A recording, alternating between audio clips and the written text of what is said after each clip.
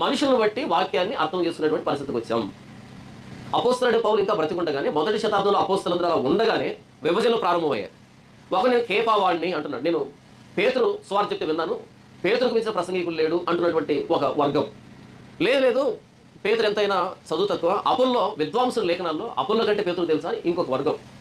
అలా కాదండి, అపోస్తలుడైన పౌలు యేసుప్రభు దర్శించలేదా, ఆయన ఎంత జ్ఞానం ఇచ్చాడు దేవుడు, నేను అపోస్తలుడైన పౌలు కేటగిరీ, ఆయన డినామినేషన్ ఒకరు. అదంతా కాదబ్బా, మన కోసం ప్రాణం పెట్టి యేసుప్రభు కదా, నేను యేసుప్రభు డినామినేషన్ ఇంకొకడు. ఇది వచ్చిన సమస్య. ఆ రోజు అపోస్తలులు సజీవంగా ఉండగానే ఇలాంటి గందరగోళ పరిస్థితి నెలకొంటే, అపోస్తలులు లేరు, 2025 సంవత్సరాల తర్వాత పరిస్థితి ఎలా ఉంటుంది? మనం సాధారణంగా మనంతా క్రైస్తవులు అని చెప్పుకుంటాం కానీ బైబిల్ పట్టిన ప్రతి ఒక్కరిని, కానీ ఎవరెవరు దేని నమ్ముతున్నారో నిజంగా మనసు పెట్టి ఆలోచిస్తే నిద్ర పట్టదు. ఏంటి క్రైస్తవ్యం ఇలా అయిపోయింది, కుక్కలు చింపిన విస్తర్లా తయారైంది.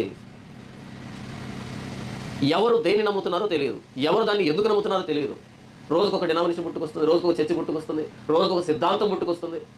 సరేలే, ఈ సిద్ధాంతాన్ని వాక్యపు వెలుగులోకి తీసుకుని వచ్చి వాక్యాన్ని బట్టి దాన్ని నిర్ధారణ చేసుకుందామనే స్పృహ లేకుండా పోయింది.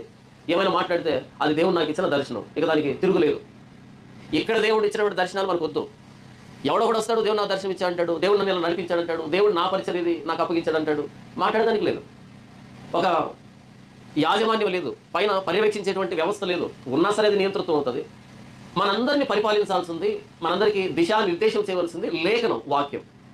ఆ వాక్యం దగ్గరికి రానంత వరకు ఇలాగే గోడలు కట్టుకుంటూ పోవాలి. ఇది పొలం కదా, గెలలు వేసుకుంటారు చూస్తారా, పంచుకునేటప్పుడు అలా ముక్కలుగా పంచుకుంటున్నటువంటి పరిస్థితి. ఇది ఎప్పటిది కాదు, ఇది ప్రారంభం నుంచి ఇది జరిగింది. ఇంతకు అపోస్తలుడైన పౌలు ఏం చెప్తున్నాడు అంటే, క్రీస్తు విభజింపబడి ఉన్నాడా, పౌలు మీ కొరకు సిలువ వేయబడినా, తన మీద పెట్టుకొని మాట్లాడుతున్నాడు. పేతురుని చెప్తేనో, కేఫాని చెప్తేనో, అపోల్లో చెప్తేనో కాకుండా తన మీద పెట్టుకొని నేను మీకోసం సిలువ వేయబడ్డానా. క్రీస్తు విభజింపబడి లేడు, పౌలు మీకోసం ప్రాణం పెట్టలేదు. మీకోసం ప్రాణం పెట్టిన ఆయన వదిలిపెట్టేసి ఆ సిలువను గురించి ప్రకటించిన వాళ్ళని ఎందుకు మీరు సొంతం చేసుకుంటున్నారు? వాళ్ళని బట్టి సువార్త వినేటువంటి స్థితికి ఎందుకు దిగజారారు? వాక్యానికి లోపడాలి.